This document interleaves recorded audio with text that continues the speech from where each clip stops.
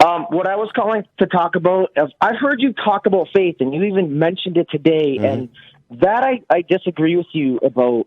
That in my personal life experience, it's not possible to live a life in this world because you can never be 100% certain about anything without having faith. You don't need to be. So this notion that faith is believing things when you're not 100% certain is a con job, because there's nothing that we can be 100% certain about. And so no, but if there's nothing you can be 100% certain about, then every belief is held in the face of not being absolutely certain. My point. Okay, allow me. My point is that faith is not a useful foundation or pathway to a good understanding or accurate understanding of reality. This might be a good time to do definitions. Yeah. Okay, allow me to give you a good secular example of what faith would be. Like when you take a plane somewhere, you have faith in the competency of the pilot that he's going to be able to pilot the plane and you're not going to crash and die. No. I have a reasonable expectation based on evidence. If you ask me, why do you trust the pilot? I can point to the actual evidence. I can show you his training certificate, the number of hours that he's flown. I can show you the repair rules, things on the plane, the maintenance on the plane. All of those things build a confidence level that is proportional to the actual empirical evidence. That is not the same. That is not the same as having faith that there is a God, because you can't back that up. But for all you know, before he came to work that day, his wife could have broke up with him the night before, and he smashed out of his mind. Yes, which is why I don't claim to be absolutely certain about anything or that. My confidence is proportional to the evidence, and I can point to the evidence. That is not the same as what people talk about when they say that they believe in God based on faith. Yeah. We tend to use faith to mean, the thing you might believe in spite of having evidence for it, without evidence for it. And that we think is a negative thing, right? That was the other thing you wanted to talk about definitions. My research into what the biblical faith in the original Hebrew or ancient Greek language that it was scribed in actually would translate into our modern day culture as trust or confidence. I place my trust and confidence. No, so one of the things my research has shown me. Well, okay, your research, I would say, is flawed, because one of the primary verses about faith, it says it is the evidence, and faith is not evidence. He's referring to a particular Bible quote. Faith is the evidence of things unseen. That's the verse. That's not the same as what you're talking about, just having confidence based on evidence. If I ask you why you believe something, and you have good reasons, and you have empirical evidence for it, we don't need faith. You provide those good reasons and empirical evidence. Right. Why is it? Because as soon as I ask someone, why do you believe in God, and they say that it's based on faith, they're admitting that they don't have a good reason. Okay. Fair enough. I have called your show before, like a couple years ago or something. Let me just give you a little bit of a background about this. I'm not going to go into great detail, but I came to the belief in God because I am a recovered alcoholic criminal. And so all the evidence in my life at the point in time where I came to believe in God told me that I'm a hopeless, lost criminal who's going to spend the rest of my life in and out of jail, because this was the behavior pattern I had established from the time I was a teen until into my mid to late 20s. So against all evidence, against all psychological profiles that were done on me, I believed that I could change my life and I could break free of this criminal behavior. Yeah. There's nobody in criminal law that was going to predict your future like that. Nobody's going to tell you that this is how you are and you can't be rehabilitated. That's a false assumption on your part. You know, they do the risk assessment psychological profiles, right? Sure. It ends up, Mark, it ends up with a probability. Here, if we take somebody's history and we say, what's the probability of recovery? What's the probability of rehabilitation? What's the probability of recidivism? They're never going to be 100%. So you changed your life, and you want to give credit to something that you can't prove. That's right. You should take the credit for that. I think you're being robbed here. Okay, but even if I took the credit, I still had to have faith in myself that because I refused to listen to what this psychological profile about me said, that I was going to spend the rest of my life in jail. Sure, you can have confidence and be convinced that you can change yourself. Do you know why? Because you have evidence that you've done that before. You just hadn't done it on this particular issue. Right.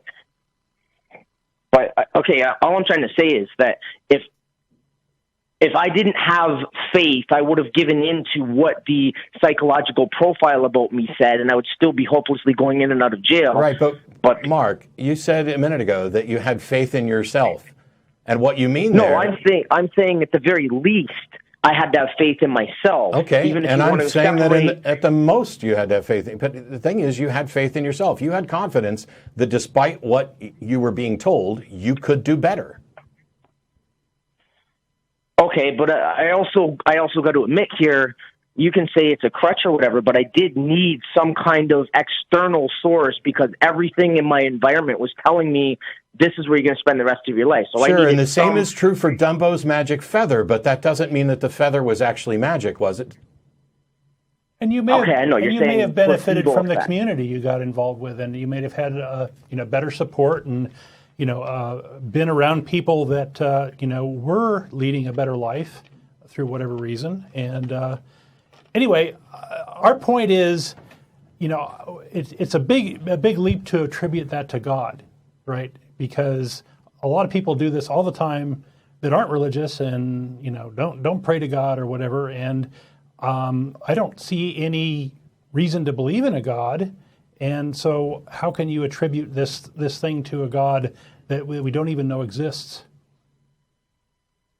Yeah.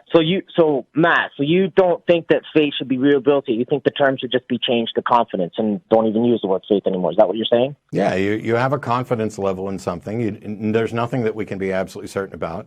Fundamentally, and I think you hit it right when you talked about having faith in yourself. You had confidence.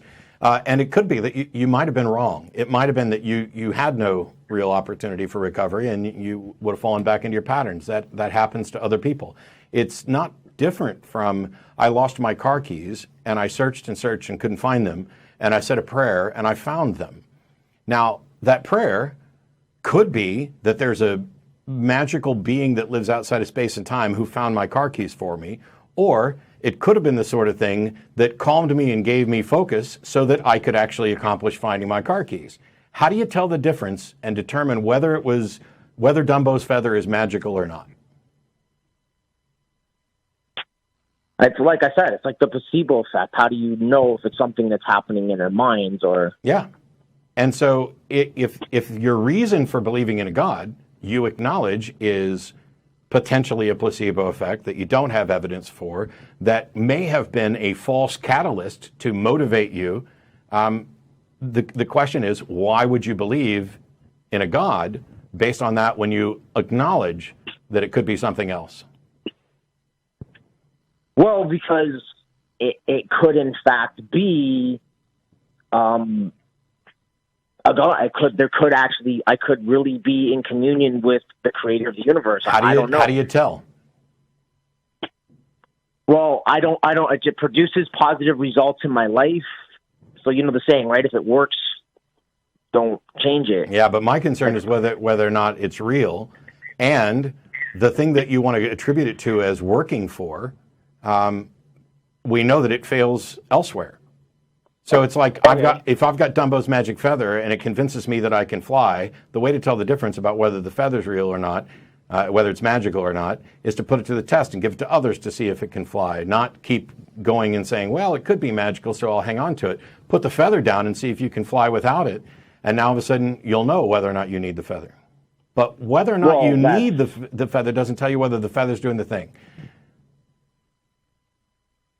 Okay, I hear you there, but the whole thing with me with putting the feather down, like I think of that the ancient Greek mythology of Icarus. I don't want to fly too close to the sun and crash and die because, like, you've heard the saying. So you're going to keep believing because you're afraid something bad will happen if you stop believing?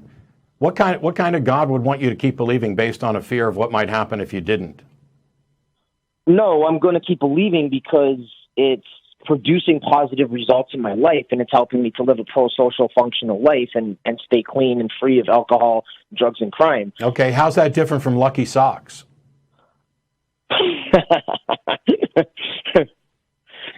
A lot of baseball players swear by Lucky Socks. Well, because Lucky Socks don't wash my guilt and shame away from me and I'm not burdened by. How does God wash your guilt and shame away? That's the whole Christian premises, that by what Christ did on the cross, I am no longer. I'm familiar with the story. I'm asking you, how do you know that that's the case? Is it just because you've convinced yourself you don't need to feel guilty? That's the other thing. Like, through my whole experience of trying all kinds of different secular therapy processes while I was in jail, self-talk and all kinds of other stuff, none of it worked. But when I started reading the Bible and praying, I felt like the weight of the world lifted off my shoulders. I didn't feel this burden of shame and guilt anymore for these things that I'd done to end up where I was. Maybe that's a bad thing. If I've done bad things to people, and a book and an ideology makes me not feel guilty, when I really should be making amends and focusing on what I've done wrong so that I can correct it rather than having it magically washed away, maybe that's a bad thing. No. I'm not saying I didn't feel guilty anymore. I'm saying my shame translated into guilt, so I could have the confidence to make amends by being a pro-social, functioning member of society. And how do you know you can't do that through purely secular means? I don't know. That's like I said, my personal life experience. Like, I'm not pushing this on anybody. I'm just saying this is how it's worked out for me. Well, do you care if it's true, Mark, or do you just care if it's useful? Well, of course I care if it's true. Then how would you go about finding out if it's true? Well, I have done. I'm not I'm not trying to push this on anybody, man. I went through all kinds of different research. I looked at things like the Dead Sea Scrolls and other things like that, and I've heard all kinds of different claims. But part of my secular therapeutic treatment process, I read this book called Prison Chains Broken. I'm asking, how would you find? You say you care if it's true, and you care more that whether it's true than whether or not it happens to be useful or beneficial or a placebo or anything. I say that's about 50-50. What's about 50-50? Yeah, either there's a God or there's not. No, I'm saying it's motivation. For me, if it's true and if it's useful, I'd say it's about 50-50 because... Oh, so you're not primarily concerned with whether or not it's true. If it happens to be useful, you're okay with the fact that it might not be true.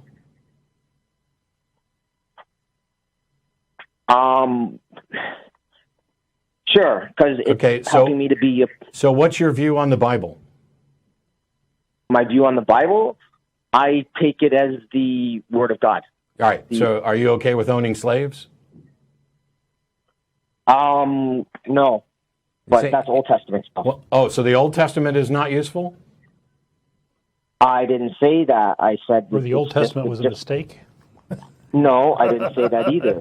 So that's a whole other discussion and ball of wax and something else we could completely unpack. And sure, but the point that I'm trying to make is you're willing to accept this because it's useful. What happens if you continue to accept the teachings of the Bible and they come in conflict with what it means to be a decent person, where people can be property and women are second-class citizens to men?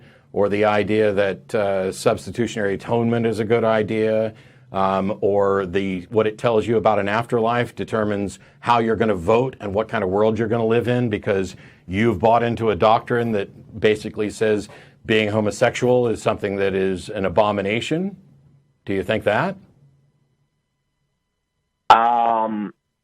I think everybody has the right to make their own choice, and I really don't know. I know Don sitting beside you is gay. I really don't know what my opinion is. I've seen different studies done on the homosexual thing. Is it? Yeah, but the Bible says that if a man lies with another man as he lies with a woman, it is an abomination, and they are deserving of death. Do you agree with that? I'm not the judge. That's not my decision. Well, that's a cop-out. The bigger point here is when you open the door to the religion, you bring in a whole lot of baggage It's got a whole lot of negative stuff with it. It seems that you're just cherry picking the parts you like and ignoring the things that might be uncomfortable for you. How do you think God's going to look at you when you decided on your own, without guidance from God, about which passages you should pay attention to and which ones you should conveniently ignore? Oh, I'm not ignoring them. I'm saying it's my calling as a Christian to love everybody and not judge anybody. Whether what they're doing is right or wrong is not my position or place to judge them. I accept them as they are and love them for who they are. And I don't bring any condemnation or judgment against anybody because I'm not God. I don't judge people. I just accept you and love you and try to shine what I believe the light of Jesus Christ on everybody. That's what I do. Well, I don't understand shine the light of Jesus Christ, but why can't you accept and love people without buying into a doctrine that says you're not supposed to? I don't see anywhere in the doctrine where it says that I'm not supposed to do that. Everywhere I see in the doctrine says... Right, because you're picking out the verses you like. You're not looking at the verses that say you are not to have any communion with non-believers, that the fool has said in his heart there is no God, that there are none of them who can do any good, and that these are people you're supposed to not be in kinship with, and that homosexuals deserve to be killed, and witches deserve to be killed, and people can own slaves as long as they don't die within a couple days of beating them, and all of these things. And the very notion, by the way, let's say, do you think there's an afterlife? Yeah, I believe there's an afterlife. Is there a heaven and a hell? Possibly. Am I going to heaven or hell? I don't know, Matt. I'm not God. Okay. But what do you think's going to happen based on your understanding of your religion? Is anybody going to hell? Is Don going to hell? That would depend on you. I can't say like what you're going to do. I don't know. For all I know. Do people? Okay, let me try it this way. Do people deserve to go to hell? You don't. No offense. I'm not trying to call you ignorant or anything, but I don't think you have the right concept or understanding of what hell is. Well, I asked you about your concept of hell. My concept of hell is eternal separation from God. Okay, does that mean that I would just, if I was sent to your hell, am I just floating out somewhere where God isn't? Well, put it this way. Here, it's an eternal state of pain. So imagine the richest, most powerful person that ever existed, say like Hugh Hefner or whatever. You got an invitation to go to his party, and you refused, and then everybody goes, and then you go banging on the gate wanting in, and he says, "No, sorry, you said no, so out you are." Now you're in a state of shame because you missed out on this, and you could have been there, but you arrogantly refused. How is it? First of all, how can I possibly be separated from God if God is everywhere?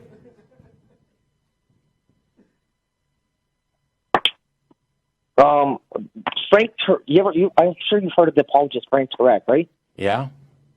Yeah, he covers that really well. I'm not interested in what Frank Turek has to say because I have no more reason to take his word for it than yours or Paul's or Mark's or Jesus's. I want to know what you think.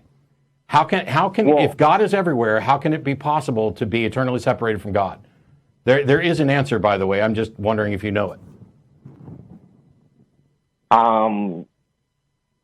I don't know. Okay, I don't pretend to know everything. I don't know. Do you see? Here's the thing: is you bought into a doctrine that you don't seem to know or care much about, other than where it's useful to you. No. I do actually. I know. Like I've actually read the Bible from cover to cover, and I've studied it, and I've studied it for almost 20 years. Cool. So I do. Then why is it? Then why is it that you don't have opinions on these things?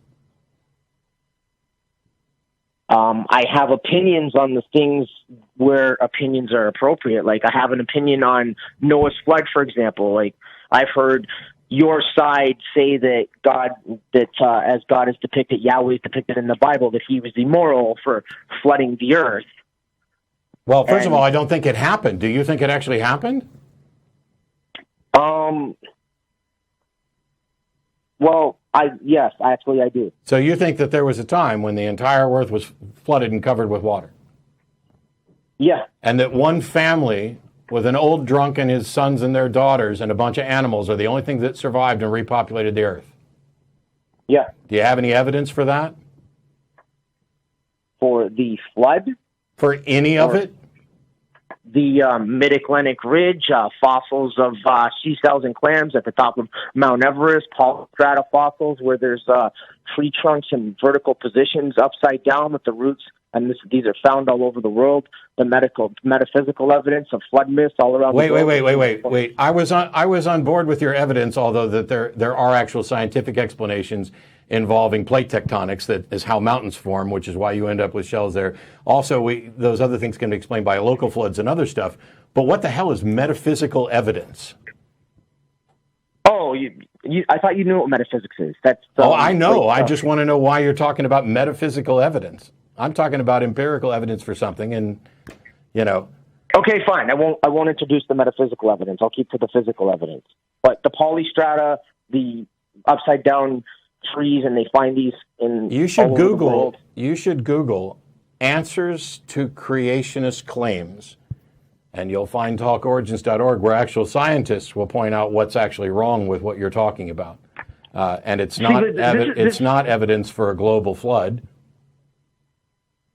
See, what you just said, this is a problem I have. Like, why does a secular scientist, why is his PhD any more valid than a creation Christian scientist PhD? Because one of them is based on science and the other one's not.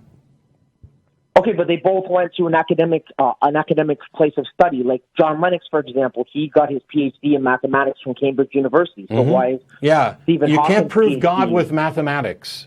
You see, what you find is that these people who have advanced degrees don't have science to back up. I don't believe what Richard Dawkins says about evolution just because he has a PhD in biology. Look up Kent Hovind's PhD. I accept what Dawkins says because of the evidence behind it. This is the thing, is you are focused on a cult of people. Oh, well, this person's a scientist and they said so I'm going to take their word for it. I'm believing things because of the evidence, not what some scientist said, or just the fact that somebody got a PhD from somewhere. Okay, what about David Berlinski, who's a neutral? He's an agnostic. He wrote the book The Devil Delusion in rebuttal to Dawkins' the God Delusion, and he says that Darwin evolution is not it's a hypothesis, a scientific hypothesis at best, not even a theory. Okay, he doesn't understand Darwinian evolution, which, by the way, is not what evolution by means of natural selection is a way to explain observations. We have mountains of evidence for common descent, including Francis Collins, the Christian former head of the Human Genome Project, acknowledges that even if there was no fossil evidence, the chromosomal evidence enough, for the fusing of chromosome 2, for example, would be enough to support the idea of common descent. Okay. So this is an unusual call, and I apologize because we're probably going to move on. But all right, that's fine. I appreciate the time. You called in to talk about faith and seemed to agree that it probably wasn't a path and that you had faith in yourself and then you had reasons for it, and now you're onto the science and you believe in a flood. I find it strange that you can deny the fundamental facts about science that are some of the most attested to scientific findings in history, particularly biology, and yet you can't tell me about your own beliefs about whether or not you think people are deserving of hell. Well, like I said, it's just an eternal separation from God. Like, how can you be separated from God who's everywhere? You think about that and call us back another time. Thanks, Mark. Okay, bye. The answer, by the way, if he's still watching, is Annihilation Theory, which is something that Billy Graham ascribes to. Basically, all of us heathens would cease to exist at the time of our death, which I guess means I'm right if I don't believe that there's an afterlife, at least for me. But this notion that heaven is like a Hugh Hefner party that we just didn't submit our invitation to is nonsensical. Because the whole thing is lost in me. Well, I mean, look at the model. There's a God who creates everything and sets up the rules for everything and plops you down in a world and tells you to use your brain, essentially gives you a brain by which you figure out what's going on in the world. And this is the same thing you would have to do with regard to evaluating whether or not a God exists, and we don't see sufficient evidence for that. And the only way that we can be, even hope to pretend that we have evidence is to deny reality, to deny the fundamental understanding that we've learned about reality from science, Basically the only science that theists reject is whatever science disagrees with their religious teachings. And now you've got, a God who came down to earth and incarnated himself in human form to serve as a loophole for rules that he created, and he really wants you to come to heaven, but you can say no. And if you say no, then, well, he'll just make you cease to exist when you're dead. Please explain what the purpose of this entire thing is. Doesn't God know? Oh, but you can't understand his miraculous and mysterious ways. Yeah, but I mean, doesn't God know whether or not I'm going to hell? And if he knows, why did he make us go through all this tap dance and not just put us where he wants us? There you go. I don't know. Makes sense to me.